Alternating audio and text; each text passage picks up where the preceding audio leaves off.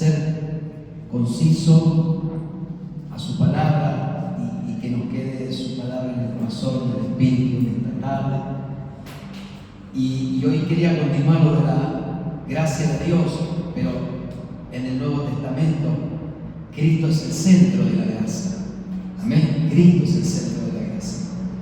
Y gracia en el Nuevo Testamento es un término empleado que caris, que está en distintas acepciones, y hay 3 puntos principales que hablan en Lucas 4:22. Una de las significados de la gracia es el encanto atractivo que tiene la gracia de Dios. Y 4:22 dice la palabra de Dios: y todos daban buen testimonio de Cristo, y estaban maravillados de las palabras de gracia que salían de su boca, y decían: ¿no es este el hijo de José? O sea, estaban maravillados de Jesús, porque estaban atónitos. En otra palabra dice, porque lo conocían como el hijo del carpintero a Jesús, y cuando Jesús comenzó a hablar y hablaba palabra que traía gracia de Dios, quedaban asombrados y maravillados y decían: ¿no es este el hijo de José? Amén. Mire qué maravilla que cuando Dios viene a nuestra vida, lo primero que van a decir la gente que nos conoce en el trabajo o en el colegio o en el barrio, y digan: ¿no era ella la que antes hacía tal y tal cosa, o el hijo de tal o de aquel? Y ahora, ¿qué palabra? ¿Cómo es lo que tiene? Es la gracia de Dios. Amén. Otra de las cosas, el agradecimiento. Colosenses 4:6 dice la palabra de Dios. Dice: sea vuestra palabra siempre con gracia. ¿Y cuál es la gracia? Sazonada con sal, para que sepáis cómo debéis responder a cada uno. Ahora, la gracia de Dios es, habíamos dicho el miércoles anterior, que es misericordia, amable, generoso, favor, y también un don inmerecido. La gracia de Dios es un don inmerecido, algo que Dios nos regaló, pero no lo merecíamos, pero Él nos regaló por gracia, por amor. Amén. O sea, la gracia de Dios nos acobija, nos abraza por amor, porque Él nos ama y nos regaló por gracia ese amor y ese regalo. ¿De qué? De ser hijo de Él, de poder estar en Cristo, de poder ser salvo, de poder ser sanado, de poder ser libertado. La gracia de Dios es lo que opera en nosotros. Gracia de Dios no es nuestro ni mérito ni nuestra capacidad, es la gracia de Dios en nosotros. Ahora quiero que veamos Jesús en el libro de Lucas capítulo 2. Mire qué tremendo el verso 41. Jesús mismo es el ejemplo y Él es la gracia, pero vamos a ver a través de la Escritura. Y dice la Biblia: Jesús, el niño Jesús, en el templo. El verso 41, el capítulo 2 dice: iban sus padres todos los años a Jerusalén en la fiesta de la Pascua. Y cuando tuvo 12 años, Jesús subieron a Jerusalén conforme a la costumbre de la fiesta. Al regresar ellos, acabada la fiesta, se quedó el niño Jesús en Jerusalén, sin que lo supiera José y su madre. Y pensando que estaba entre las compañías, anduvieron caminando de un día y le buscaban entre los parientes y los conocidos. Pero como no le hallaron, volvieron a Jerusalén buscándole. Y aconteció que 3 días después, le hallaron en el templo. ¿Cómo estaba Jesús? Sentado en medio de quienes, de doctores de la ley, que oyendo y preguntándoles. Y todos los que le oían se maravillaban de su inteligencia y de sus respuestas. Cuando le vieron, se sorprendieron y le dijo su madre: hijo, ¿por qué nos ha hecho así? Y he aquí, tu padre y yo hemos Entonces Él les dijo: ¿por qué me buscáis? ¿No sabéis que en los negocios de mi Padre me es necesario estar? Mas ellos no entendieron las palabras que les habló. Y descendió con ellos y volvió a Nazaret y estaba sujeto a ellos. Jesús estaba sujeto a su Padre.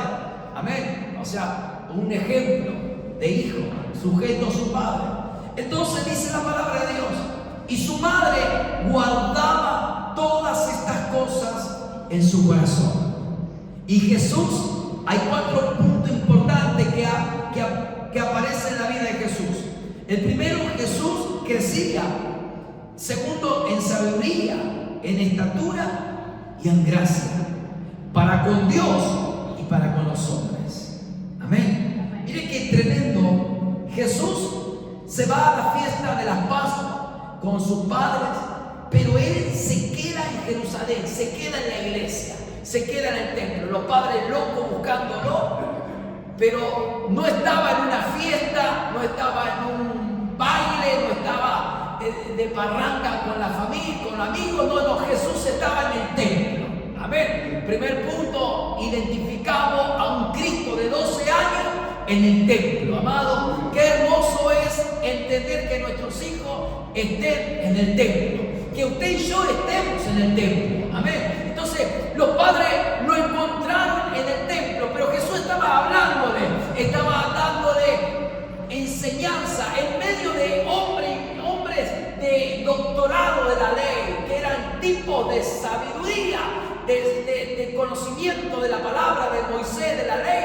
Y dicen que le hacían preguntas y él respondía. Un crack, Jesucristo, una cosa imparable, un jovencito que era una potencia dándole palabra, porque lo que tenía Jesús era gracia de Dios.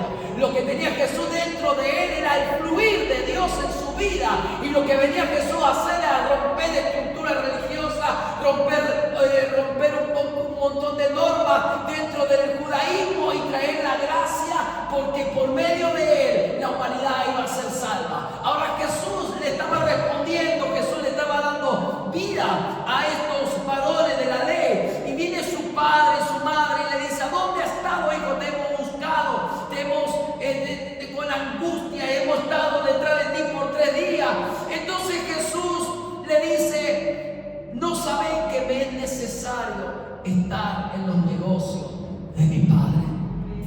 Qué hermosa respuesta de Jesús, qué hermosa revelación, porque el estar en el templo, el estar escuchando una palabra, adorando a Dios, no es estar perdiendo el tiempo o estar de pasada. Estar en el templo, usted está edificando su vida en una calidad espiritual y totalmente en un futuro. Lo que usted está alimentándose y lo que nosotros nos estamos llenando y fortaleciendo estando en el templo nos va a repercutir en los próximos años de nuestra vida, porque usted está comiendo y está siendo sembrada una palabra. Usted está bebiendo agua de vida eterna, usted está bebiendo gracia de Dios, usted está siendo cambiada su cabecita, quizás de costumbre, quizás de hábito, quizás de un montón de conceptos erróneos de nuestra vida en el pasado, que venimos quizás de familias y venimos con costumbre y venimos con un montón de normas, conceptos erróneos conforme a la palabra. Pero cuando venimos a la casa de Dios, el Señor nos trae revelación, el Señor nos trae gracia, el Señor nos trae libertad, el Señor nos trae conceptos del reino de los cielos y no de este mundo. El Señor nos trae su diseño para que nosotros caminemos conforme al propósito del Padre. Jesús le dijo: es necesario estar en los negocios de mi Padre. Amado, quiero decirte en esta noche que usted y yo tenemos que tomar esa prioridad. Usted no viene a la iglesia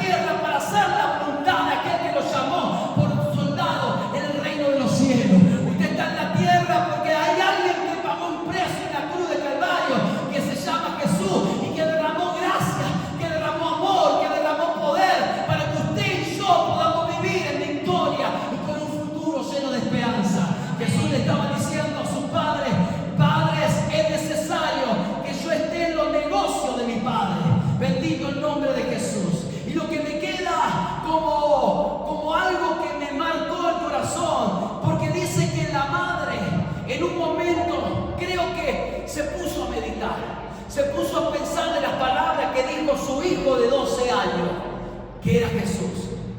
Y dijo en un momento, y toda esta palabra la guardaba en su corazón.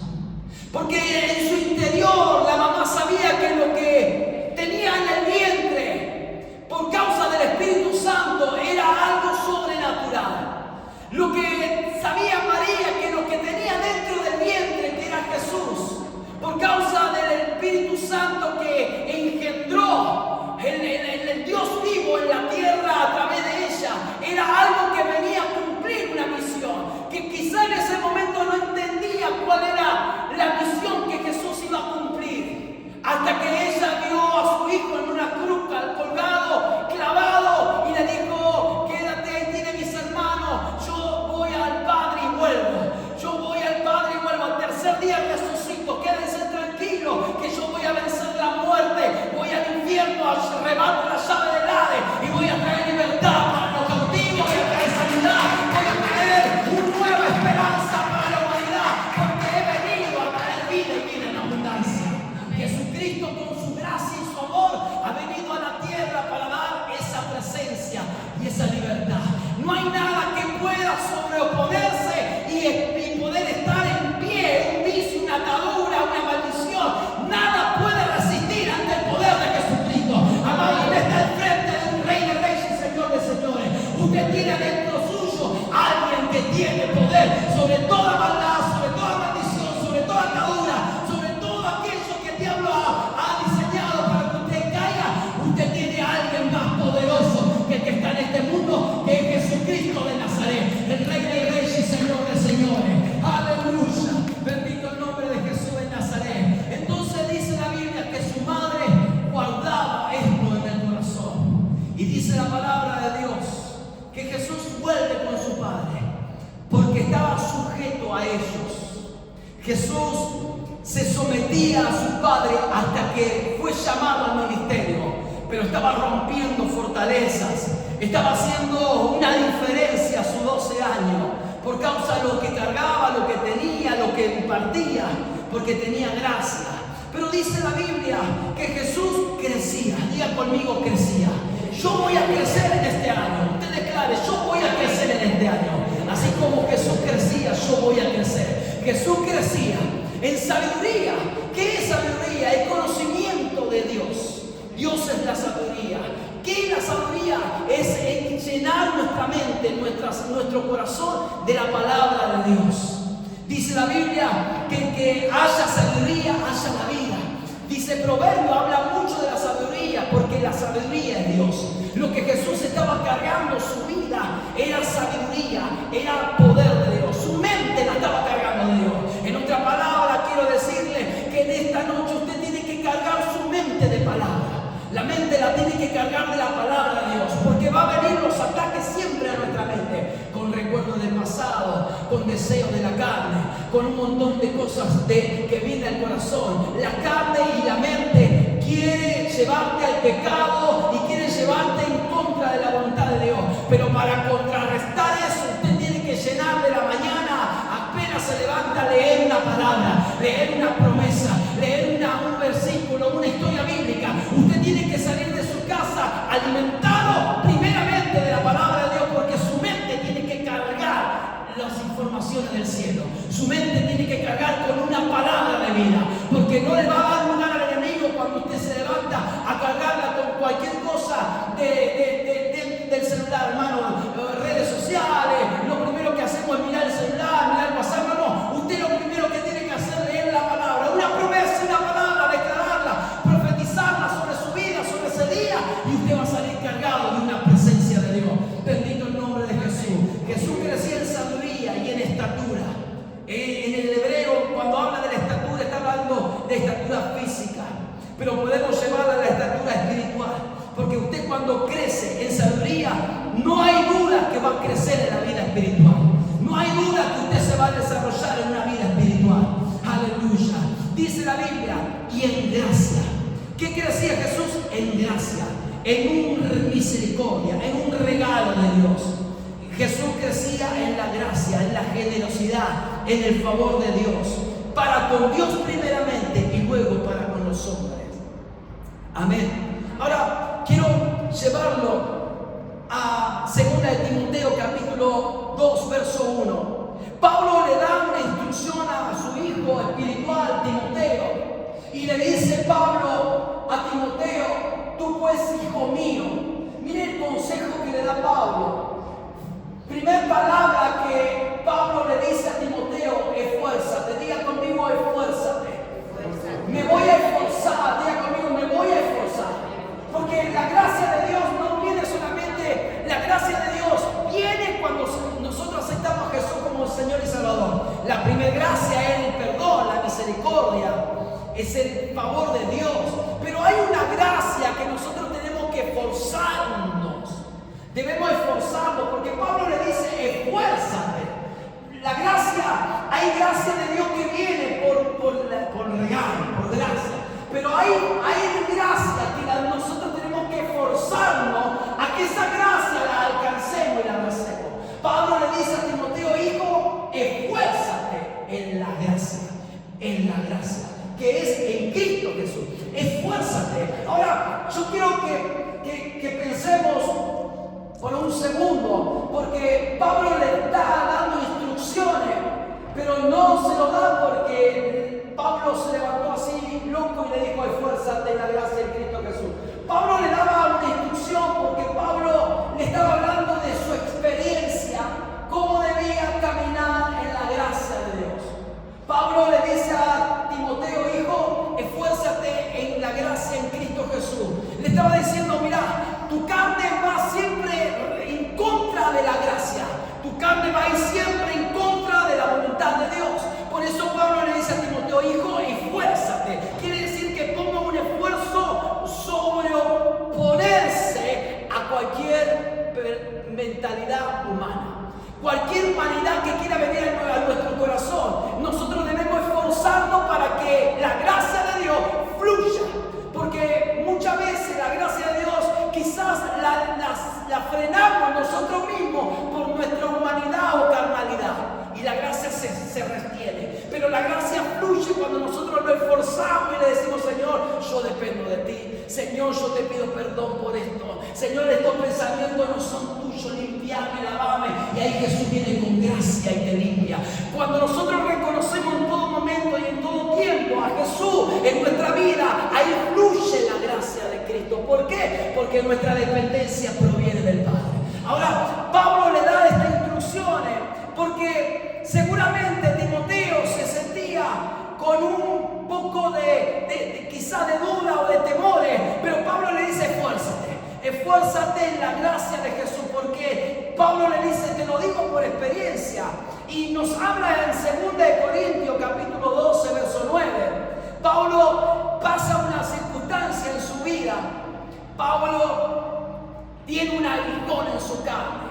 Pablo, en un estudio bíblico, dice que Dios le pone esto a Pablo porque Pablo estaba viviendo una vida sobrenatural y extraordinaria. Su vida era espiritualmente sobrenatural, su ministerio era sobrenatural. Lo que Dios le estaba mostrando a Pablo: Pablo, vos no sos Dios. Pablo, lo que vos tenés es porque yo te lo doy por gracia. Pablo, el Señor le frena la sobrenaturalidad de Pablo y le muestra que debía depender de Dios.